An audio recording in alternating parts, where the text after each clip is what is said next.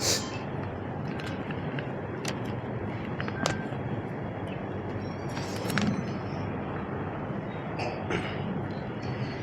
الحمد لله نحمده ونستعينه ونستغفره ونعوذ بالله من شرور أنفسنا ومن سيئات أعمالنا. من يهده الله فلا مضل له ومن يضلل فلا هادي له، وأشهد أن لا إله إلا الله وحده لا شريك له، وأشهد أن محمدًا عبده ورسوله. يا أيها الذين آمنوا اتقوا الله حق تقاته ولا تموتن إلا وأنتم مسلمون. يا أيها الناس اتقوا ربكم الذي خلقكم من نفس واحدة وخلق منها زوجها وبث منهما رجالا كثيرا ونساء، واتقوا الله الذي تساءلون به والأرحام إن الله كان عليكم رقيبا. يا أيها الذين آمنوا اتقوا الله وقولوا قولا سديدا يصلح لكم أعمالكم ويغفر لكم ذنوبكم، ومن يطع الله ورسوله فقد فاز فوزا عظيما. أما بعد، فإن خير الحديث كتاب الله، وخير الهدي هدي محمد صلى الله عليه وسلم، وشر الأمور محدثاتها، وكل محدثة بدعة، وكل بدعة ضلالة، وكل ضلالة في النار. محترم سامعین کرام، دوستوں، ساتھیوں، بزرگوں، نوجوانوں، بچوں، آج کے جمعہ کے مختصر سے خطبے میں جس موضوع کے بارے میں چند باتیں آپ لوگوں کے سامنے مجھے رکھنی ہیں، وہ ایک سماجی موضوع ہے، یا ایک طرح سے اس میں معاشی پہلو ہے، اقتصادی پہلو ہے، کمانے کا پہلو ہے۔ آپ اس کا عنوان یہ بھی دے سکتے ہیں کہ اسلام نے بے روزگاری کا علاج کیا کیا ہے۔ آپ اس کو یہ عنوان بھی دے سکتے ہیں کہ روزی میں برکت کے اسباب کیا ہیں، انسان اپنی کمائی کیسے پیدا کر سکتا ہے، یا اپنی کمائی میں اضافہ کیسے، شرعی اعتبار سے، دینی اعتبار سے کیا رہنمائی ہے کہ انسان اپنی کمائی میں اضافہ کر سکتا ہے۔ اب آپ مجھ سے یہ سوال کر سکتے ہیں، یا آپ کے ذہن میں یہ سوال آ سکتا ہے کہ ایسے موضوعات کو بیان کرنے کی ضرورت کیا ہے، ایسے موضوعات کو چھیڑنے کی ضرورت کیا ہے، اور بھی کوئی بات کی جا سکتی تھی۔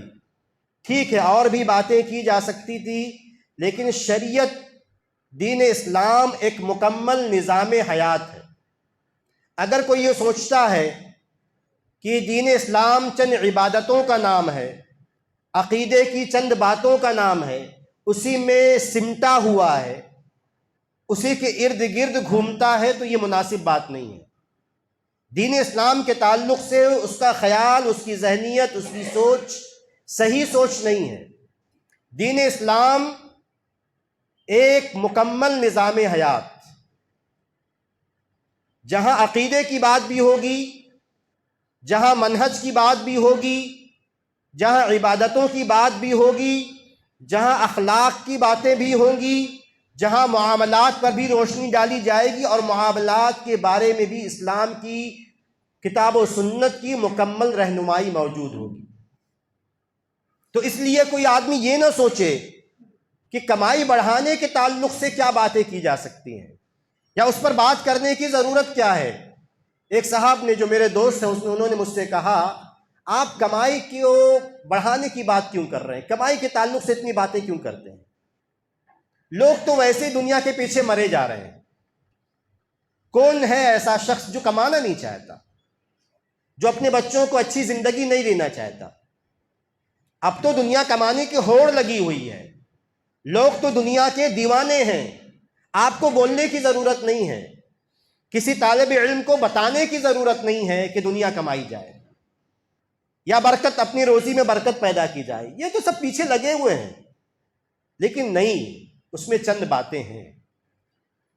سماج میں بعض لوگوں کی ذہنیت یہ ہے، اس پر میں بات کر چکا ہوں، لیکن تھوڑا سا اشارہ کر کے آگے نکلوں گا، کہ سماج میں کچھ ایسے لوگ ہیں جو بعض دفعہ غربت کو دینداری سے جوڑ دیتے ہیں، انسان کی مالی بے چارگی کو، بے بسی کو، اپنی بنیادی ضرورتیں نہ پورا ہو پانے کو دینداری سے جوڑ دیتے. نہیں، اسلام بالکل، میں حدیثوں کی روشنی میں بات کروں گا، اسلام بالکل اس بات کی تعلیم نہیں دیتا کہ انسان اپنے طرف سے جان بوجھ کر غربت اختیار کرے، بے چارگی کی زندگی اختیار کرے، قسم پرسی کی زندگی اختیار کرے، غریب ہو جائے، اور جب آپریشن کا مسئلہ آئے تو لوگوں سے چندہ مانگے، بچے کے ایڈمیشن کا مسئلہ آئے تو لوگوں سے چندہ کرے. نہیں، اسلام نے ہمیں یہ تعلیم نہیں دی ہے. اسلام نے ہمیں سیلف سفیشینٹ، خود پر اعتماد کرنے والا، خود کمانے والا اور دوسروں پر لٹانے والا، اسلام نے ہمیں ایسا بنانے کی کوشش کی ہے. یہ تعلیم دی ہے کہ مالی معاملات میں توکل کا صحیح معنی یہی ہے. بات آئے گی انشاءاللہ، جتنی بات مکمل تمام باتیں نہیں ہو پائیں گی، جتنی ہو پائیں گی. توکل کا صحیح معنی یہ ہے کہ اسباب اختیار کیے جائیں اور بھروسہ اللہ پہ ہو، بندوں پر نہیں. توکل کا معنی یہی ہے. آپ یہ کیوں سوچتے ہیں کہ میری پریشانی ہوگی تو میری کوئی مدد کر دے گا؟ نہیں، ذہن میں رکھنی ہے یہ بات کہ میری کوئی مدد کرے گا. میں اپنی مدد خود کروں گا. میں اللہ سے مانگوں گا، اسباب اختیار کروں گا، نوکری کروں گا، کاروبار کروں گا، دینی تربیت کروں گا، اپنی دنیاوی تعلیم حاصل کروں گا جس کے ذریعے میں روزی کما سکوں، روٹی کما سکوں، میں کھا سکوں، میں حلال روزی، میں اپنے بچوں کو حلال روزی دے سکوں. میں اپنی عزت، اور حدیثوں میں تمام باتیں ہیں، اپنی عزت نفس کی حفاظت کر سکوں. میری پیشانی کا پسینہ کسی اور کے سامنے کیوں بہے گا؟ میں اپنے چہرے کے جس کو کہتے ہیں چہرے کا پانی عزت، میں کسی کے سامنے اپنی ناک کیوں رگڑوں گا؟ ناک رگڑنی پڑتی، اس کا انکار نہیں ہے. دیکھیں، زندگی میں ہر طرح کے مرحلے آتے ہیں، لیکن ہم کو سکھایا تو یہی گیا ہے نا، سکھایا تو کہ ناک نہیں رگڑنا. کسی کے سامنے کیوں ناک رگڑوں گا؟ میں کسی کے سامنے میں اپنی پیشانی کیوں جھکاؤں گا؟ میں کسی سے کیوں مانگوں گا؟ توکل کا مطلب یہی ہے، نبی نے ہم کو یہی سکھایا ہے. تو پہلی بات جو میں بے روزگاری ہٹانے کے تعلق سے یا روزی کمانے کے تعلق سے پہلا جو پوائنٹ اس پر چند حدیثیں میں کہ کمائی کی اہمیت کیا ہے، کمانے کی اہمیت اسلام میں کیا ہے، میں چند حدیثیں آپ کے سامنے رکھوں گا. تقریباً یہ حدیثیں پیش کر چکا ہوں الگ عنوان سے، لیکن چونکہ ایک الگ موضوع ہے، کچھ نئے انداز میں اسے پیش کرنا، کچھ انشاءاللہ کچھ آگے باتیں. ایک مشہور حدیث میں ہمیشہ آپ کو بارہا سناتا ہوں، معجم طبرانی کی حدیث ہے، صحیح حدیث ہے، معجم طبرانی صغیر کبیر اوسط تینوں میں ہے. ایک مشہور واقعہ میں سناتے رہتا ہوں آپ کو، اس سے پہلے بھی شاید میں نے سنایا ہے کہ ایک دفعہ نبی اکرم صلی اللہ علیہ وسلم ایک جگہ موجود تھے، صحابہ کرام بھی موجود تھے. ایک نوجوان صحابی کا وہاں سے گزر ہوا اور وہ اپنے کسی دنیاوی کام سے جا رہا تھا. صحابہ کرام کی جو تربیت کی گئی تھی دینداری کے تعلق سے، آخرت کی فکر کے تعلق سے، اسی کے تحت اسی اعتبار سے صحابہ کرام نے یہ کہا کہ لو کان ھذا فی سبیل اللہ، کہ یہ جو نوجوان دنیاوی چیزوں میں محنت کر رہا ہے، دنیا کمانے کے لیے محنت کر رہا ہے، دنیا کمانے کے لیے بھاگ دوڑ کر رہا ہے، کاش اس کی محنت دین کے لیے ہوتی. ایک فطری سوال تھا، ذہن میں آ سکتا تھا، اتنی محنت کر رہا، بھاگ دوڑ، کاروبار میں، نوکری میں، جو بھی اس کا کام تھا. اگر صحابہ کرام نے کہا کہ لو کان ھذا فی سبیل اللہ، کاش یہ محنت دین کے لیے ہوتی، نبی نے جواب کیا دیا کہ ایسا مت کہو. نبی نے یہ کہا کہ اگر اس لیے نکلا ہے تاکہ حلال روزی کما کر اپنے بچوں کو کھلائے، فہوا فی سبیل اللہ، تو یہ دین کے راستے میں نکلا ہوا ہے. صحیح حدیث ہے، میں اپنی طرف سے کوئی معنی آگے پیچھے نہیں کر رہا ہوں. نبی نے یہ کہا کہ اگر اس لیے نکلا ہے، اس کی بھاگ دوڑ اس لیے ہے تاکہ بچوں کو کما کے کھلائے، فہوا فی سبیل اللہ، تو وہ اللہ تبارک و تعالیٰ کے راستے میں نکلا ہوا ہے. آگے بڑھیے، نبی نے کہا کہ اگر وہ اس لیے نکلا ہوا ہے تاکہ کما کے اپنے بوڑھے ماں باپ کو کھلائے، فہوا فی سبیل اللہ، تو وہ اللہ تبارک و تعالیٰ کے راستے میں نکلا ہوا ہے، اسے ثواب مل رہا ہے، اسے قیامت میں اجر ملے گا، جیسے نماز کا، روزے کا، ذکر کا، تلاوت کا اجر ملتا ہے. تیسرا ٹکڑا نبی نے فرمایا صلی اللہ علیہ وسلم کہ اگر وہ اس لیے محنت کر رہا ہے، اگر وہ اس لیے نکلا ہے تاکہ کما کے یسعی علی نفسہ یعفھا، کمائے اور اپنے آپ کی عزت بچائے، کسی کے سامنے ہاتھ نہ پھیلانا پڑے. پلاننگ پہلے سے سوچ کے رکھا ہے کہ ایسا کاروبار کروں گا، ایسی نوکری کروں گا، انشاءاللہ کسی سے مانگنے کی ضرورت نہیں پڑے گی. کبھی کوئی مسئلہ آ جائے تو چندے کی ضرورت نہیں، اتنا پس انداز جسے کہتے ہیں اردو والے، اتنا بچا کے رکھوں گا کہ اگر آپریشن کا مسئلہ ہے تو اپنے پیسے سے آپریشن کرواؤں گا. اگر بچے کے ایڈمیشن کا مسئلہ آئے گا تو میں اپنے پیسے سے بچے کا ایڈمیشن کرواؤں گا. کوئی بھی مسئلہ آیا، گھر بنوانے کا مسئلہ آیا تو اتنا پیسہ بچا کے رکھوں گا کہ اپنے پیسے سے گھر بنواؤں گا، کسی سے مانگوں گا نہیں.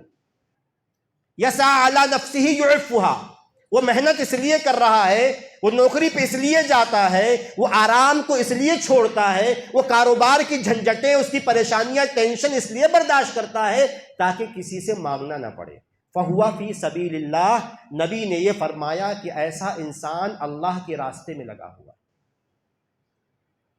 ایک آخری تنبیہ نبی نے فرمائی کہ ہاں وَإِن كَانَ خَرَجَ يَسْعَى رِيَاءً وَمُفَاخَرَةً، ہاں اگر اس لیے نکلا ہے، اس کی محنت، اس کی کمائی، اس کا کاروبار، اس کے کاروبار کی پلاننگ، اس کی نوکری اس لیے ہے تاکہ اپنی دولت کا اظہار کرے، ریا، اپنی دولت کا اظہار کرے، دولت کا ڈھنڈورا پیٹے، اپنی شان و شوکت لوگوں کے سامنے دکھائے، وہ مفاخرہ، لوگوں سے مقابلہ کرے. یہ حدیث پیش کر چکا ہوں، اشارہ کافی ہے کہ لوگوں سے مقابلہ کرے کہ میرا بکرا اگر 4 لائے تو میں 5 لاؤں گا، آپ نے شادی میں 10 لاکھ خرچہ کیا تو میں 20 کروں گا. اگر کمانے کا مقصد یہ ہو جائے انسان کا کہ اپنی ضروریات پر نظر نہ ہو، اپنے خاندان کی ضروریات پر نظر نہ ہو، اپنے قوم ملت کی ضروریات کیا ہیں، قوم ملت کس بری حالت میں ہے، اس کو سدھارنے کی ذہنیت نہ ہو، بلکہ ذہن میں یہ ہو کمائیں گے تو اڑائیں گے، کمائیں گے تو شان دکھائیں گے، تو یہ غلط ہے. نبی نے فرمایا فہو فی سبیل الشیطان، ایسی کمائی، ایسا کاروبار، ایسی نوکری، ایسا پیسہ، فہو فی سبیل الشیطان، شیطان کے راستے. یہ سب شیطان کے چیلے ہیں جو اپنی دولت کا اظہار کرتے ہیں، شادی میں بے دریغ خرچہ کرتے ہیں، بلا وجہ کا خرچہ، ضروریات کی بات نہیں. اور شریعت نے کوئی پابندی نہیں لگائی کتنا کرنا ہے، آپ کی اپنی کیپیسٹی، حیثیت، اسٹیٹس، اس کا اعتبار ہے شریعت میں. لیکن یہ نہیں کہ فضول خرچی کریں، بلا وجہ اڑائیں، دکھانے کے لیے، مقابلہ آرائی کے لیے، کسی بھی معاملے میں یہ غلط ہے. اور ایک حدیث بہت پیاری ہے، آپ سنتے آئے ہیں لیکن سنا دو کہ تاکہ کنفیوژن نہ رہے، سمجھے بات کو. کہ ایک صحابی نے کہا کہ اللہ کے رسول صلی اللہ علیہ وسلم، ہم میں سے کوئی بھی شخص چاہتا ہے کہ اس کے کپڑے اچھے رہیں، اس کے کپڑے خوبصورت ہوں، اس کے جوتے اچھے ہوں، تو کیا یہ تکبر ہے؟ کیا یہ گھمنڈ ہے کہ میں برانڈڈ کپڑے پہنوں، میرے پاس اچھی گاڑی ہو، میرے پاس رہنے کے لیے اللہ نے دیا تو اچھا فلیٹ ہو، اچھا بنگلہ ہو، اچھا گھر ہو؟ کیا یہ تکبر ہے؟ کیا یہ غرور ہے یا کیا یہ گھمنڈ ہے؟ نبی نے فرمایا ان اللہ جمیل یحب الجمال، کہ اللہ تبارک و تعالیٰ خوبصورت ہے اور خوبصورتی کو پسند کرتا ہے. بن ٹھن کے رہو، اللہ اسے پسند کرتا ہے. جائز حدوں میں، جائز طریقے سے، اچھے لگو، دیکھنے میں اچھے خوبصورت نظر آؤ. اللہ نے دیا ہے تو اچھے کپڑے، ادھار لے کے نہیں، دکھاوا کی بات نہیں کر رہا ہوں میں، اپنی حیثیت جو ہے جتنا اللہ نے دیا ہے، اور بنیادی ضروریات پوری کرنے کے بعد کی بات ہو رہی ہے. آپ سمجھدار لوگ، ہر چیز سمجھانے کی ضرورت نہیں ہے، لیکن یہ ہے کہ شریعت نے اجازت دی کہ اللہ نے اگر آپ کو دیا ہے تو کوئی مسئلہ نہیں، اچھی گاڑی میں رہتے، اچھی گاڑی میں چلتے ہیں، اچھے گھر میں رہتے ہیں، اچھے کپڑے پہنتے ہیں، اچھے جوتے پہنتے ہیں، گھڑی پہنتے ہیں مناسب انداز میں، لیکن اس میں مبالغہ نہیں، زبردستی نہیں کہ مطلب 1-2 لاکھ کی گھڑی خریدے، تھوڑا سا لگتا ہے کہ وہ بلا وجہ کا خرچہ ہے. ایک مناسب انداز میں جو گھڑی آپ کی ضرورت پوری کرے، جو موبائل آپ کی ضرورت پوری کرے، تو ایک مناسب انداز میں. نبی نے کہا، حدیث پاتے ہیں، نبی نے کہا کہ اللہ تبارک و تعالیٰ خوبصورت ہے اور خوبصورتی کو پسند فرماتا ہے. پھر نبی نے ایک اصولی تعریف کی، ایک بنیاد زبردست، کہ غرور کہتے کسے ہیں، گھمنڈ کس چیز کا نام ہے، تکبر کیا ہے، اس کو سمجھ لیں گے تو باقی چیزیں آسان ہوں گی. نبی نے کہا کہ الکبر بطر الحق و غمت الناس، کہ تکبر 2 چیزوں کا نام ہے. بطر الحق، صحیح بات کا انکار کر دینا، چاہے وہ دین کی بات ہو چاہے دنیا کی بات ہو، سچی بات کا، صحیح بات کا، حقیقت کا انکار کر دینا۔ کسی عالم نے کوئی مسئلہ پیش کیا کہ آپ کو ایسا کرنا ہے، ایسا نہیں کرنا ہے، لیکن چونکہ میں صاحب حیثیت ہوں، پیسے والا ہوں، ارے مولوی صاحب آپ کو کیا پتا، آپ نے کہاں دنیا دیکھی، آپ کو کاروبار کی باریکیاں کیا معلوم ہیں، اس طرح کی باتیں کر کے شریعت کی حکم کا انکار کر دینا، یہ ہے تکبر، یہ ہے تکبر۔ کسی حق کا انکار کر دینا، ایک حق آپ پر واجب ہوتا تھا کہ آپ کو کسی کا پیسہ لوٹانا ہے، یہ حق تھا، آپ نے انکار کر دیا کیونکہ میں صاحب حیثیت ہوں۔ کیا کر لے گا سامنے والا؟ جج تو میری جیب میں ہے، وکیل کو میں پیسہ کھلا سکتا ہوں، پولیس چوکی میرے ہاتھ میں ہے، یہ سامنے والا جائے گا کس کے پاس جائے گا؟ تو انکار، حق کا انکار کر دینا، یہ ہے تکبر۔ آپ کی گاڑی جو ہے، آپ کی کار کسی بائک والے سے ٹکرا گئی، آپ کو پتا ہے کہ غلطی آپ کی تھی، رونگ سائڈ آپ کا تھا، آپ غلط طریقے سے آئے، لیکن چونکہ پیسے کا زعم ہے، پیسے کا تنتنا ہے، کار سے نکلا، آپ نے سامنے والے کو تکلیف پہنچائی، سامنے والے کو جھاپڑ مار دیا، یہ ہے تکبر، کہ آپ اپنی غلطی تسلیم نہ کرنا۔ حق یہ تھا کہ غلطی آپ کی ہے، آپ اس سے معافی مانگتے۔ اگر کسی ہرجانے بھرنے کی بات تھی، اگر آپ کی ٹکر سے اس کی گاڑی کو نقصان پہنچا تھا تو آپ اس کا نقصان بھرتے، اس کے نقصان کی بھرپائی کرتے، یہ تھا حق، لیکن آپ نے اپنے پیسے کے گھمنڈ میں حق کا انکار کر دیا، یہ ہے تکبر۔ تکبر یہ نہیں کہ اچھی گاڑی میں چل رہے ہیں، تکبر یہ ہے کہ گاڑی سے ایکسیڈنٹ ہوا، غلطی آپ کی ہے، آپ اپنی غلطی تسلیم نہیں کر رہے، آپ اس کے نقصان کی بھرپائی نہیں کر رہے۔ پھر نبی نے دوسری تعریف فرمائی، دوسرا لفظ کا فرمایا غمت الناس۔ تکبر یہ ہے کہ لوگوں کو حقیر جانے۔ اللہ نے دولت دی ہے، کتنی بھی دی ہے، کروڑ پتی بنایا ہے، انسان بن کے رہے، انسان بن کے رہے، بھگوان نہ بنے، کسی کا خدا نہ بنے، کسی کی تذلیل نہ کرے، کسی کی تحقیر نہ کرے، کسی کو چھوٹا نہ سمجھے، کسی کو کمتر نہ سمجھے۔ یہ تکبر، اگر چھوٹا آپ نے سمجھا، کسی کی تذلیل کی، کسی کو حقیر نگاہوں سے دیکھا، حقارت کی نگاہوں سے دیکھا، کسی کو آپ نے ذلیل کیا اس کی غربت کی وجہ سے، اس کے کپڑے کے بوسیدہ ہونے کی وجہ سے، اس کے لائف کے اسٹینڈرڈ کے اچھا نہ ہونے کی وجہ سے آپ نے اسے ذلیل کیا، اسے حقارت کی نظروں سے دیکھا، اسے چھوٹا سمجھا، نبی نے فرمایا یہ ہے تکبر۔ اچھا پیسہ ہونا یہ تکبر نہیں، لیکن اس پیسے کا، وہ پیسہ غلط جذبات پیدا کر دے، انسانوں کی تحقیر پر آپ کو آمادہ کر دے، آپ لوگوں کو چھوٹا کمتر سمجھنے لگے، یہ تکبر ہے۔ تو یہ ایک چھوٹی سی بات تھی، بہرحال سمجھانا تھا کہ آدمی کو چیزیں ایسے، وہ آدمی کوشش کرے سمجھنے کی جو شریعت نے ہمیں سمجھایا ہے، افراط و تفریط کے بیچ میں درمیانہ راستہ، اعتدال والا راستہ۔ تو دیکھیے ایک حدیث تو یہ میں نے آپ کے سامنے یہ بیان کی، دوسری حدیث اسی موضوع کی یہ ہے، صحیح مسلم کی حدیث ہے، جس کے راوی ابو ہریرہ رضی اللہ تعالی عنہ ہیں۔ کہتے ہیں کہ نبی اکرم صلی اللہ علیہ وسلم نے ارشاد فرمایا کہ تم میں سے کوئی آدمی صبح صبح نکلے، اس زمانے کی بات ہے، آج روزی کے ذرائع الگ ہیں، روزی کے سورسز الگ ہیں، اپنے اپنے اعتبار سے بات ہے، لیکن نبی نے فرمایا کہ تم میں سے کوئی آدمی صبح صبح نکلے اور اپنے پیٹھ پر لکڑیوں کا گٹھر لے کے آئے، جنگل جائے، لکڑیاں کاٹے، لکڑیاں چنے اور وہاں سے گٹھر لے کے آئے، فَيَتَصَدَّقَ بِهِ، اور اس جو پیسہ ملے اسے بیچے، اور جو پیسہ ملے اس سے صدقہ کرے، وَيَسْتَغْنِيَ بِهِ مِنَ النَّاسِ، اور وہ کما کے لوگوں سے بے نیاز ہو جائے، لوگوں کی نہیں چاہیے، یعنی انسان ایسا بنے۔ نبی اور بھی بات کہہ سکتے تھے کہ اپنی ضرورتیں پوری کرے، لیکن نبی نے ضرورتیں تو پوری کرنی ہی ہیں، نبی نے یہ خودداری سکھائی ہے، یہ چیز سکھائی ہے، فَيَسْتَغْنِيَ بِهِ عَنِ النَّاسِ، کہ کمائے تاکہ لوگوں سے مانگنا نہ پڑے، کمائے تاکہ لوگوں کے سامنے اپنی ناک نہ رگڑے، کمائے تاکہ لوگوں کے سامنے لاچاری بے بسی کا اظہار نہ کرے۔ رونا ہے تو اللہ تبارک و تعالیٰ کے سامنے کوشش کرے، زندگی کا سیٹ اپ ایسا ہو، آپ کا لائف اسٹائل ایسا ہو بچپن سے، بعد انشاءاللہ جو اگر موقع رہا تو بات آئے گی، کم سے کم 2-3 پوائنٹ تو آئی جائیں انشاءاللہ۔ تو نبی نے فرمایا کہ لوگوں سے بچے، لوگوں کے مانگنے سے بچے، خیر لہو، یہ بہتر اس کے لیے، یہ اچھا ہے اس کے لیے اس بات سے کہ کسی انسان سے مانگے اور سامنے والا دے یا منع کر دے، یہ اچھی بات نہیں ہے۔ اس سے اچھا ہے کہ انسان کمائے، محنت کرے اور ایسی زندگی بسر کرے کسی سے مانگنے کی ضرورت نہ پڑے۔ پھر نبی نے اسی کی تاکید کی، نبی نے اسی حدیث میں فرمایا فَإِنَّ الْيَدَ الْعُلْيَا أَفْضَلُ مِنَ الْيَدِ السُّفْلَى وَابْدَأْ بِمَنْ تَعُولُ۔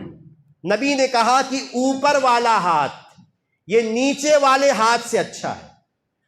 نبی نے ہمیں تعلیم دی ہے کہ اللہ تب، اور یہ دعا کرے انسان کہ ہمیشہ انسان اوپر والا ہاتھ بنے، دینے والا ہاتھ، لینے والا نہیں۔ مجبوری جائز ہے، مجبوری ہے تو لے سکتے ہیں، لیکن یہ کہ کوشش کرے زندگی کو ایسے بتائے، زندگی کا سسٹم ایسا بنائے، اپنی زندگی کو ایسا کرے، اور وہ کوشش کرے کہ لوگوں سے مانگنے کی ضرورت نہ پڑے۔ وہ دینے والا ہاتھ، اوپر والا ہاتھ، نبی نے کہا کہ اوپر والا ہاتھ نیچے والے ہاتھ سے بہتر ہے۔ اور نبی نے ایک بات اور کہی کہ وَابْدَأْ بِمَنْ تَعُولُ، کہ اگر اللہ نے آپ کو دولت دی ہے تو پہلے اس پر خرچہ کریں جس کی ذمہ داری آپ کے اوپر ہے، جس کا نفقہ آپ کے اوپر ہے۔ پہلے آپ والدین کو کھلائیں، پہلے باہر کی فکر نہ کریں۔ شریعت نے ترتیب بھی بتائی ہے کہ اللہ نے دولت دی تو پہلے اپنے آپ کو دیکھو، اپنے والدین کو دیکھو، بیوی بچوں کو دیکھو، چھوٹے بھائی بہنوں کو دیکھو، پہلے ان کو دیکھو، پہلے مسجد مدرسہ اور دنیا بھر کی چیزیں مت دیکھو پہلے۔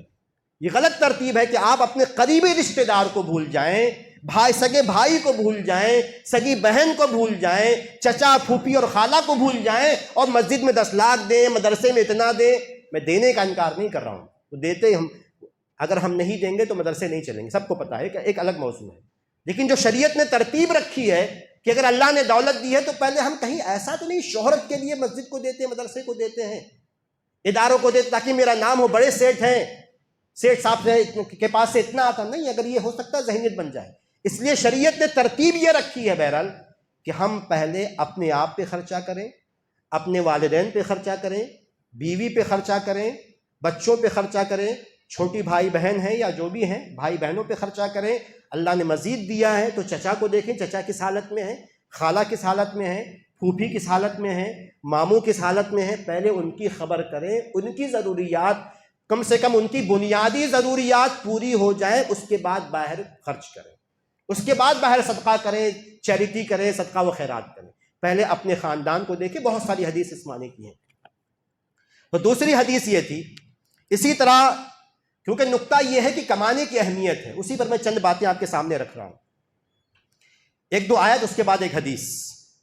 سورہ ملک آیت نمبر 15 میں اللہ تبارک و تعالیٰ نے ارشاد فرمایا هو الذی جعل لکم الارض ذلولا، کہ اللہ تبارک و تعالیٰ کی ذات ہی وہ ذات ہے جس نے زمین کو تمہارے لیے ہموار، ذلولا، ہموار بنا دیا ہے، پست بنا دیا، چلنے لائق، زندگی بسر کرنے کے لائق بنا دیا۔ کس لیے؟ فَامْشُوا فِي مَنَاكِبِهَا، زمین کی سطح پر چلو، دوڑو، بھاگ دوڑ کرو، وَكُلُوا مِن رِزْقِهِ، اور اللہ تبارک و تعالیٰ کی روزی میں سے کھاؤ، لیکن یاد رکھو وَإِلَيْهِ النُّشُورُ، یہ ذہن سے کبھی بھی اوجھل نہ ہونے پائے کہ وَإِلَيْهِ النُّشُورُ، تمہیں دوبارہ اللہ تبارک و تعالیٰ کی طرف لوٹ کے آنا ہے، تمہارے تمام اعمال کا حساب و کتاب ہوگا۔ لیکن اللہ تبارک و تعالیٰ نے ہمیں یہ اشارہ دیا کہ زمین تمہارے لیے بنائی گئی ہے، فَامْشُوا فِي مَنَاكِبِهَا، بیٹھے مت رہو، گھر میں سمٹے مت رہو، سستی، کاہلی، کسل مندی کا شکار مت ہو، بیچارگی کا احساس نہ ہو، عاجز ہو کر نہ بیٹھے رہو۔ فَامْشُوا فِي مَنَاكِبِهَا، زمین کے کندھوں پہ چلو، دوڑو، بھاگو، محنت کرو، دنیا فتح کرو، دنیا کماؤ۔ وَكُلُوا مِن رِزْقِهِ، اور اس کی روزی میں سے کھاؤ جو اللہ نے روزی پھیلا دی ہے۔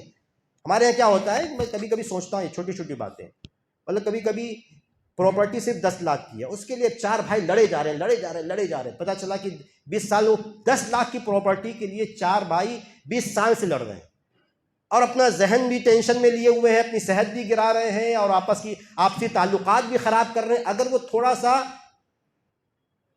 ٹھیک ہے، اس کو سیٹلمنٹ ہونا چاہیے، اس کا انکار نہیں کہ حق چھوڑ دیا جائے، لیکن اگر کہیں باہر جا کے کماتے، مطلب باہر نہ دیں کہ ملک سے باہر ہی، لیکن دوسرا کوئی سیٹ اپ تلاش کرتے جہاں سے پیسہ آئے۔ بعض دفعہ باہر سے پیسہ آنے کی امید، یعنی ذرائع زیادہ ہوتے ہیں، آدمی جتنا 20 سال لگایا کہیں اور باہر کمایا ہوتا تو اب تک 20 لاکھ کما چکا ہوتا ہے، اس سے زیادہ 20 کروڑ کما چکا ہوتا، لیکن لگا ہوا جھگڑے میں، وہ کوئی کچہری چل رہی ہے، دوسرا کوئی کام ہی نہیں ہو پا رہا ہے۔ تو یہ سمجھنا چاہیے کہ آدمی جو ہے زمین پر پھیلے، زمین میں کوشش کرے، محنت کرے، نئے نئے ذرائع پیدا کرے۔ زمین میں دوڑنے کا مطلب صرف یہ نہیں زمین میں دوڑو ایسی، مطلب نئے نئے کمائی کے ذرائع میں کہاں سے کما سکتا ہوں، کیسا کوئی سیٹ اپ کاروبار کوئی نیا ڈھونڈ سکتا ہوں، یہ ہے زمین میں دوڑنا۔ ہر اعتبار سے سوچے، آدمی اپنی ذہن کو دوڑائے۔ اس کے بعد کہا، ایک دوسری آیت ہے سورہ جمعہ میں، آپ بار سنتے رہتے ہیں کہ اللہ تبارک و تعالیٰ نے ارشاد فرمایا فَإِذَا قُضِيَتِ الصَّلَاةُ فَانتَشِرُوا فِي الْأَرْضِ وَابْتَغُوا مِن فَضْلِ اللَّهِ، کہ جب جمعہ کی نماز ختم ہو جائے فَانتَشِرُوا فِي الْأَرْضِ، زمین پر پھیل جاؤ، وَابْتَغُوا مِن فَضْلِ اللَّهِ، اور اللہ تعالیٰ کی روزی میں سے تلاش کرو۔ اللہ تعالیٰ کی روزی دیکھو کہاں ملنے والی ہے، کاروبار میں، نوکری میں لگ جاؤ۔ وَاذْكُرُوا اللَّهَ كَثِيرًا، لیکن اللہ تعالیٰ کو مت بھولو۔ وَاذْكُرُوا اللَّهَ كَثِيرًا، زیادہ سے زیادہ اللہ تبارک و تعالیٰ کو یاد کرو، لَعَلَّكُمْ تُفْلِحُونَ، تاکہ تم کامیاب ہو جاؤ۔ تو یہ چند حدیثیں، چند آیتیں تھیں جس میں کمائی کی اہمیت ہے۔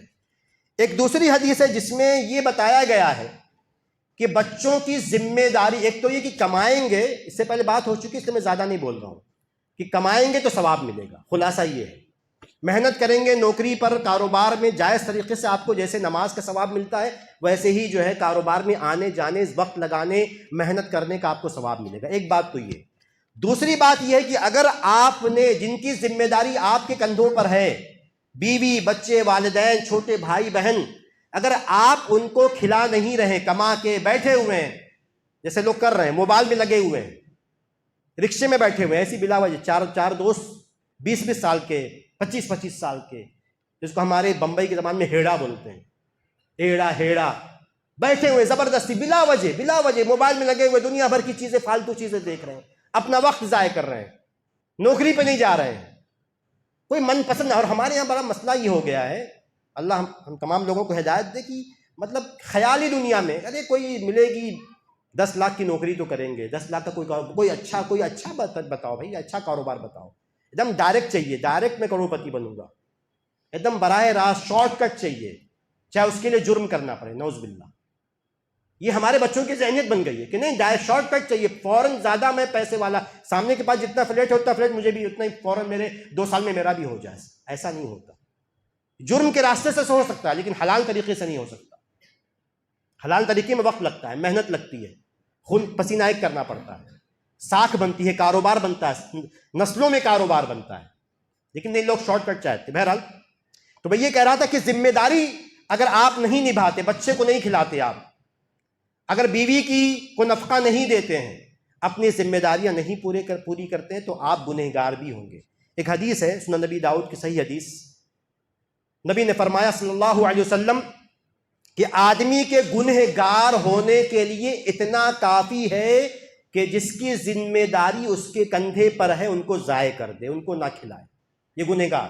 اگر آپ اپنے بچوں کو کما کے نہیں کھلا پا رہے ہیں اپنی بدماشی کی وجہ سے، ایک تو یہ کہ مجبوری، نہیں کر پا رہا ہوں، کوشش کر رہا ہوں، نہیں ہو رہا، یہ الگ، اس کی بات نہیں ہو رہی، لیکن بیٹھا ہوا گھر میں، گھر سے نکلتا ہی نہیں ہو، بیوی جو ہے چلاتی ہے، روتی ہے، گاتی ہے، گالیاں بھی دیتی ہے، لیکن نہیں، ڈھیٹ بنے ہوئے بیٹھے ہوئے گھر میں، گھر سے نکل ہی نہیں رہے، جا کے چائے خانے پہ بیٹھ گئے، پب جی میں لگے ہوئے ہیں، نئے نئے گیمز میں لگے ہوئے ہیں، وہ دوستوں کے ساتھ سیر سپاٹا کر رہے ہیں، کبھی کہاں جا رہے ہیں، کبھی کہاں جا رہے ہیں، اب کاروبار پر نظر نہیں ہے، نوکری کرنے کی چاہت نہیں ہے، نوکری میں محنت نہیں ہے، بچے پریشان ہیں، بیوی پریشان، گھر والے پریشان۔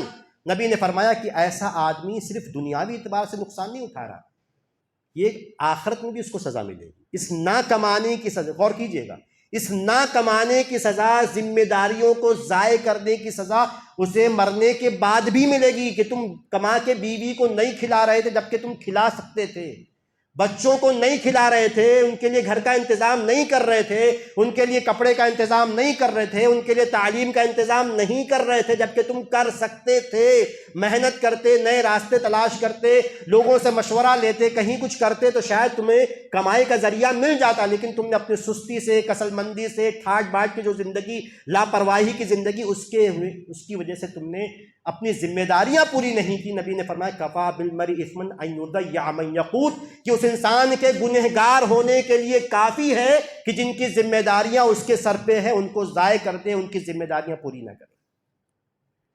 تو اس لیے اچھا یہ موضوع کیوں اٹھایا جاتا ہے؟ ایک چیز اور میرے ذہن میں تھی، ذہن سے نکل گئی، کیونکہ ہمارے پاس کیسز آتے ہیں، ہم لوگ جہاں IIC سینٹر میں ہیں، اسلامک انفارمیشن سینٹر کرلا ویسٹ میں، وہاں لڑکیوں کے خلا کے کیسز آتے ہیں، کبھی کبھی میاں بیوی کے جھگڑے کے کیسز آتے ہیں، ہم بیٹھ کے بات کرتے ہیں، 3-4 لوگ پینل کے طور پر بات کرتے ہیں، ملاپ کی کوشش کرتے ہیں، ملانے کی کوشش کرتے ہیں، وہاں ایک چیز بہت آتی ہے کہ خلا کیوں لڑکی کیوں لے رہی ہے؟ کیونکہ لڑکا کما نہیں رہا ہے۔ آپ لوگ بولتے نا کمانے میں تو سب لگے رہے، نہیں بھائی ایسا نہیں، بہت سارے لگے ایسی زندگی گزار رہے ہیں، بس لاپرواہی والی، بس چل رہا ہے، بیوی روز گالی دے رہی، بچے پریشان، ماں باپ پریشان، بڑے بھائی پریشان، لیکن اس کو فکر نہیں ہے۔ بس جیسے شادی سے پہلے تھی، یہ بھی ایک بڑا دھوکہ لوگ دیتے ہیں لڑکے والے، پتہ ہے کہ لڑکا ٹھیک نہیں ہے، کماتا نہیں ہے یا ڈرگ لیتا ہے نعوذ باللہ، لیکن یہ شادی کے بعد سدھر جائے، شادی کو جادوئی چھڑی سدھر جائے گا۔ ارے تم 25 سال تک سدھار نہیں سکے، تم 30 سال تک سدھار نہیں سکے، تمہاری ذمہ داری تھی، ماں باپ کی ذمہ داری تھی، گھر والوں کی ذمہ داری تھی۔ اب 25 سال کے بعد 30 سال کے بعد یہ سوچتے ہو کہ جو ہے کوئی لڑکی آئے گی، اس کو کچھ سنگھا دے گی اور وہ پوری برائیاں جو شادی سے پہلے اس کے یہاں سے وہ ختم ہو جائیں گی، کافور ہو جائے، ایسا نہیں ہوتا بھائی۔ اس کے بعد بلیم کریں گے لڑکی پر کہ تیری وجہ سے ایسا ہو رہا ہے، پہلے تو بہت ٹھیک تھا، اب تیری شادی کے بعد بگڑ گیا، نعوذ باللہ، تمہارا لڑکا بگڑا، شادی سے پہلے بھی بگڑا ہوا تھا۔ یہ اس طرح کے کیسز آتے ہیں کہ لڑکیاں خلا کیوں لے رہی ہیں، عورتیں خلا کیوں لے رہی ہیں؟ کیونکہ سامنے والا نہیں کما رہا ہے، نہیں ذمہ داری پوری کر رہا ہے، پریشان ہے۔ وہ کب تک اپنے ساس سے مانگے گی، کب تک سسر سے مانگے گی، کب تک جیٹھ سے مانگے گی، کب تک محلے والوں سے اپنی شکایتیں کرے گی؟ تو وہ ایسی زندگی سے نجات پانا چاہتی ہے۔ تو اس لیے اس موضوع کو چھیڑنے کی ضرورت ہے کہ ہمارے نوجوان سمجھیں، ہمارے مرد حضرات سمجھیں کہ اللہ تبارک و تعالیٰ نے دنیا کمانے کے لیے، جیسے دینی اعتبار سے زندگی گزارنے کے لیے بنائی ہے، ویسے کمانے کے لیے۔ اگر آپ نہیں کمائیں گے تو آپ اپنا بھی نقصان کریں گے، خاندان والوں کا نقصان کریں گے، قوم و ملت کا نقصان کریں گے۔ ایک چبھتی ہوئی بات ہے، اشارہ آپ سمجھ گئے ہیں۔ ایک اس کے بعد جو ہے تھوڑا سا وقت ہے، دوسری چیز جو دوسرا پوائنٹ کہنا ہے اس تعلق سے، کہ ایک دوسرا بے روزگاری کیوں آتی ہے۔ آپ کسی ایسے لڑکے سے ملیں گے یا اس کے والد سے ملیں گے جو کام پہ نہیں لگا ہوا ہے، جو کوئی کام نہیں کر رہا ہے، تو یہ ہوتا ہے کہ بھائی نوکری نہیں مل رہی ہے، بچہ تو پڑھا ہوا ہے لیکن نوکری نہیں مل رہی ہے، یا ایسے ہی کہا جاتا ہے کہ بچے کو کوئی کام ہی نہیں مل رہا ہے۔ اس میں غلطی کیا ہے؟ غلطی یہ ہے کہ توکل کا ہم نے غلط معنی لیا ہے۔ دنیا پلاننگ سے چلتی ہے۔ اگر آپ چاہتے ہیں کہ 25 سال کی عمر میں، 30 سال کی عمر میں آپ کا بچہ کامیاب ہو، اور ہونے والے ہو جاتے ہیں، اللہ جس کو توفیق دیتا ہے، کوئی بزنس ٹائکون بن جائے، وہ کوئی بڑا بزنس سیٹ اپ کر لے، وہ کسی اچھی نوکری میں لگ جائے، تو آپ کی والدین کی ذمہ داری ہے، یہ پلاننگ اس وقت نہیں ہوگی۔ 25 سال میں کسی کے نوکری لگانے کی پلاننگ نہیں ہوتی، یہ غلط فہمی ہے ہم لوگوں کی۔ 30 سال میں کوئی کاروبار نہیں بناتا، وہ نوکری اچھی، وہ کاروبار آپ کو جب بچہ پیدا ہوا تب سے شروع کرنا ہے۔ سمجھ رہے ہیں؟ یہ پلاننگ پہلے سے کرنی پڑے گی، ہم والدین کو کرنی پڑے گی۔ اگر آپ چاہتے ہیں کہ آپ کا بچہ کامیاب ہو، باقی اللہ کے ہاتھ میں ہے، کس کو کامیابی ملے گی کس کو نہیں ملے گی وہ تقدیر کی بات ہے، لیکن جو دنیاوی اسباب ہیں، آپ یہ سوچیں کہ 30 سال میں کسی کو اچانک اٹھا کے آپ سر پہ سوار کر دیں گے، آسمان پہ بٹھا دیں گے، ایسا نہیں ہوتا۔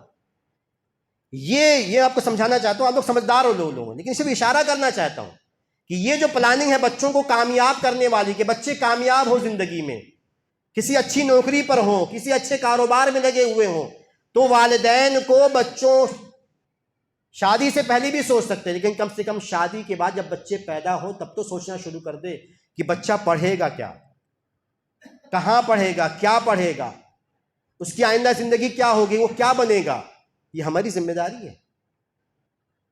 یا اگر میں بچے کو بہت زیادہ تعلیم نہیں دینا چاہتا کیونکہ گھر میں کوئی کاروبار ہے، تو بچے کو کاروبار سکھاؤں میں نا، بچے کی ایسے میں دینی تربیت کروں کہ وہ سلجھا ہوا ہو، دین کا پابند ہو، بڑوں کا ادب کرنے والا ہو، سماج کے لوگوں سے ملنے جلنے والا ہو۔ یہ تمام باتیں مجھے کرنی پڑے گی بحیثیت والد یا والدہ۔ میں اس کو پہلے تیار کروں گا اس دنیاوی جنگ کے لیے۔ ہم یہ سوچیں کہ 25 سال میں اپنے بیٹوں کو کہیں گے جا کام پہ لگ جا، تو لگے گا، اگر لگ بھی گیا لگے گا، کہاں لگے گا؟ مال میں لگے گا، ریسپشن میں بیٹھے گا، کہیں جو ہے وہ ڈیلیوری بوائے بن جائے گا، جیسے لوگ بنے ہوئے ہیں۔ اس سے کیا ہوگا آپ کا؟ کوئی کام ہے ٹھیک ہے، روزی کمانے کا ذریعہ ہے، لیکن پوری قوم کے اعتبار سے آپ کو تھوڑا بڑا سوچنا چاہیے۔ کوئی بڑا سوچنا ہے ہماری قوم کو، نہیں کہ ڈیلیوری بوائے بنے ہوئے ہیں، کہیں ریسپشن پہ بیٹھے ہوئے ہیں، کہیں یہاں 5,000 کی نوکری، کہیں 10,000 کی، کہیں 15-20,000۔ آج کے زمانے میں کوئی معنی نہیں رکھتا۔ جو مل رہا ہے اس پر شکر ہے، جو اللہ دے رہا وہ ٹھیک ہے، اس کا انکار نہیں ہے، لیکن آج کے جو ضروریات، بنیادی ضروریات ہیں اور آئندہ ضروریات سماج کی بڑھتی جائیں گی، یہ لالچ نہیں ہے، اس کو بعض دفعہ غلط انداز میں پیش کیا جاتا ہے کہ پیسے کی لالچ ہی، لالچ نہیں ہے، یہاں بنیادی ضروریات کی بات ہو رہی ہے۔ بیمار پڑو گے پیسہ کہاں سے آئے گا؟ گھر نہیں ہے، باپ مرے گا، کرائے پہ رہے زندگی بھر، اب مر گئے، اب بچے کہاں جائیں گے؟ تتر بتر ختم۔ یہ ہماری ذمہ داری نہیں ہے کہ ہم سوچیں اس کے بارے میں۔ کس نے کہا کہ یہ دنیا داری ہے؟ نہیں، یہ بنیادی ضرورتیں ہیں۔ تو یہ ایک حدیث آپ کو سنا دیتا ہوں، بس تاکہ آپ حدیث سنا چکا اس سے پہلے بھی، لیکن اس پوائنٹ سے میں سنا دیتا ہوں۔ سعد بن ابی وقاص رضی اللہ تعالی، بخاری کی روایت ہے اور بھی کتابوں میں ہے، سعد بن ابی وقاص رضی اللہ تعالی عنہ کا بیمار پڑ گئے، وہ مدینہ سے مکہ آئے، حجۃ الوداع کا واقعہ ہے، بیمار پڑ گئے، نبی اکرم صلی اللہ علیہ وسلم آپ کی عیادت کے لیے مزاج کرسی کے لیے تشریف لائے۔ سعد رضی اللہ تعالیٰ عنہ نے کہا کہ اللہ کے رسول، حدیث کے الفاظ ہیں، انا ذو مال، میں بہت پیسے والا ہوں، ولا یرثنی الا ابنۃ لی، اور میری وارث صرف ایک بیٹی ہے۔ حالت کیا ہے کہ پیسے والا بہت ہوں، پیسہ بہت ہے، اور میری وارث صرف ایک بیٹی ہے، میں چاہتا ہوں کہ اپنا پورا مال اللہ کی راہ میں دے دوں۔ بیٹی تو کھا لے گی، کہیں سے ہو جائے گا، پورا مال میں اللہ کی راہ میں دے دوں۔ نبی نے منع فرمایا، لا، نہیں۔ صحابی نے کہا کہ میں 2/3 مال، 2/3 مال میں اللہ کی راہ میں دے دوں۔ نبی نے کہا کہ نہیں، مت دو۔ صحابی نے کہا شطر، آدھا مال میں اللہ کی راہ میں دے دوں۔ نبی نے منع کیا کہ نہیں، آدھا مال بھی اللہ کی راہ میں مت دو۔ کہاں دینا؟ کہاں ہے؟ اللہ کی راہ میں، یہاں وہاں نہیں خرچہ کرنا۔ صحابی کہہ رہے ہیں میں اللہ کی راہ میں دے دوں، غریبوں کو دے دوں، جہاں بھی دینا ہے۔ نبی نے کہا نہیں، آدھا مال نہیں مت دو، بلکہ سنن ترمذی کی صحیح روایت ہے کہ نبی نے ان کو آمادہ کرنے کی کوشش کی، ان کو سمجھانے کی کوشش کی کہ اپنے مال کا صرف 10واں حصہ اللہ کی راہ میں دو، باقی 9 حصے اپنی بیٹی کے لیے بچا کے رکھو۔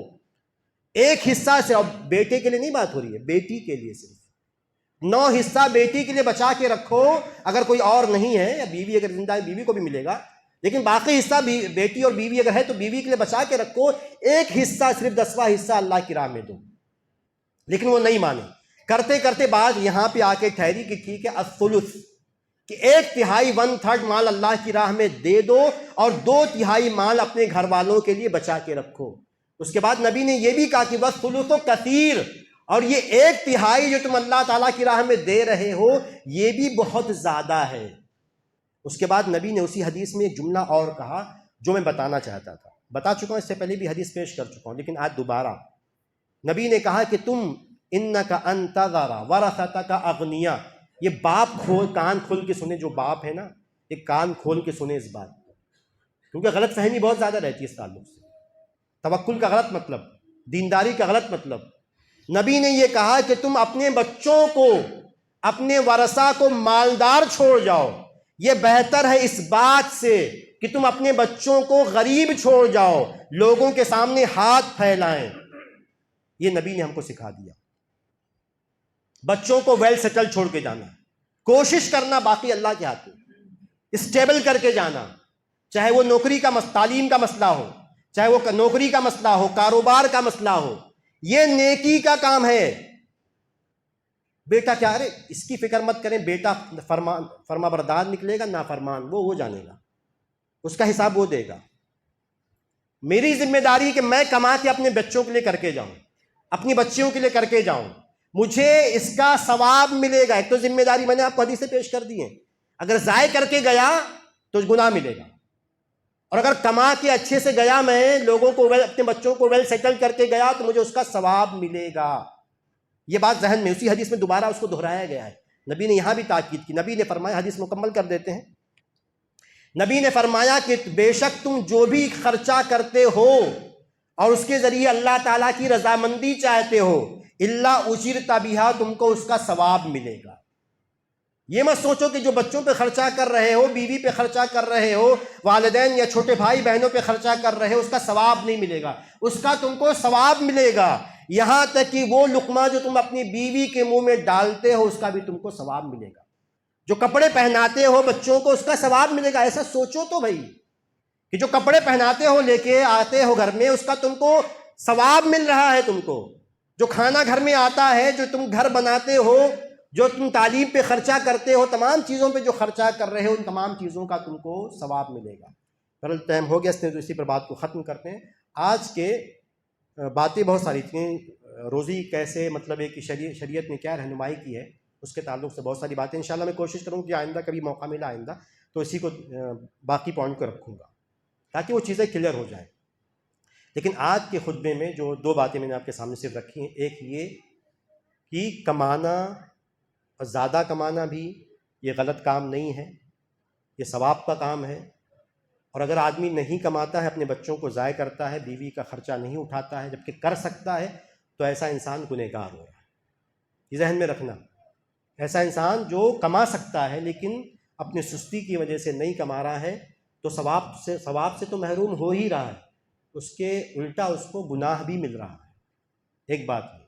دوسرا پوائنٹ یہ تھا کہ ہم سوچیں کہ اگر ہم چاہتے ہیں کہ بچے ہمارے ٹھیک ٹھاک زندگی گزاریں، اور کبھی کبھی غربت گناہوں کی طرف لے جاتی ہے، غربت کفر کی طرف لے جاتی ہے، تو کم سے کم وہ صورتحال بچوں کی نہ بنے کہ چھوٹے موٹے خرچے بھی نہ اٹھا پائیں اپنے۔ تو اگر ہم چاہتے ہیں تو ہمیں پہلے سے جو شریعت نے ہماری رہنمائی کی ہے کہ تم اپنے بچوں کو مالدار چھوڑ کے جاؤ، اس کے لیے کوشش کرنا، یہ ہاتھ نہیں جھاڑنا، نہیں بس اللہ دے گا، میں بمبئی کیسے آیا تھا، جیسے میں آیا تھا ویسے بچے بھی کر لیں گے، یہ سب غلط سوچ ہے۔ جب آپ بمبئی آئے تھے، بمبئی کی صورتحال دوسری تھی، آپ میں جذبہ تھا، ہر بچے میں یہ بھی سمجھنا نا کہ ہر بچہ ایک طرح نہیں ہوتا، بعض چیزوں میں بعض بچے کمزور ہوتے ہیں، ان کو سپورٹ کی ضرورت ہوتی ہے۔ یہ جو ہے غلط فہمی ہے باپ کی کہ اگر 4 بچے ہیں، ایک اچھا کما رہا تو پوری توجہ اس کمانے والے بچے پر، یہ غلط ہے۔ بھائی جو کما رہا ہے خود سے، جو اللہ نے اس کو توفیق دی ہے، وہ ہے چالاک، وہ کر رہا ہے، لیکن جو کمزور ہے، جو ہو سکتا ہے کہ چالاکی میں چیزوں کے سمجھنے میں، بہت ساری چیزوں میں، تجربے میں اتنا بہتر نہ، تو اس کو یہ نہیں کہ اس کو جو ہے نظر انداز کر دیا جائے، اس کو تو مزید سپورٹ کی ضرورت ہے کہ آپ اس کو ہمت بنائیں، اس کو سکھانے کی کوشش کریں، اس کو بتانے کی کوشش کریں۔ ہمارے کبھی کبھی الٹا ہو جاتا ہے۔ تو بہرحال یہ دوسرا پوائنٹ یہ تھا کہ ہمیں کوشش کرنی ہے کہ بچے اچھی زندگی دنیا میں بھی گزاریں، اور میں ہمیشہ کہتا ہوں، اسی پر ختم کر رہا ہوں، کہ اللہ تبارک و تعالیٰ نے ہمیں جو موٹو دیا ہے، نعرہ قرآن کریم میں، وہ نعرہ یہی ہے، اس لیے میں بار بار اس کو دہراتا ہوں، ربنا آتنا فی الدنیا حسنہ وفی الآخرۃ حسنہ وقنا عذاب النار، کہ ہم کو یہ سکھایا گیا ہے کہ ربنا، یہ کہیے کہ اے ہمارے پروردگار، آتنا فی الدنیا حسنہ، دنیا میں بھی بھلائی، اچھائی، نعمتیں عطا فرما، دنیا میں محروم مت کر۔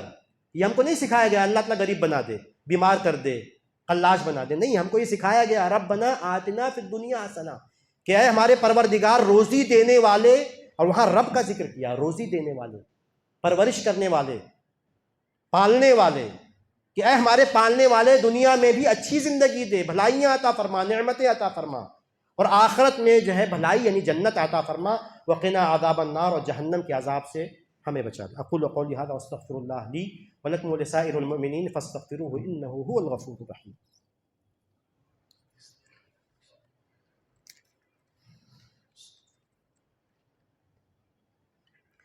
الحمد للہ رب العالمین والصلاة والسلام علی خیر خلقہ محمد وعلی آلہ وصحبہ اجمعین۔ ان اللہ وملائکتہ یصلون علی النبی یا ایھا الذین آمنوا صلوا علیہ وسلموا تسلیما۔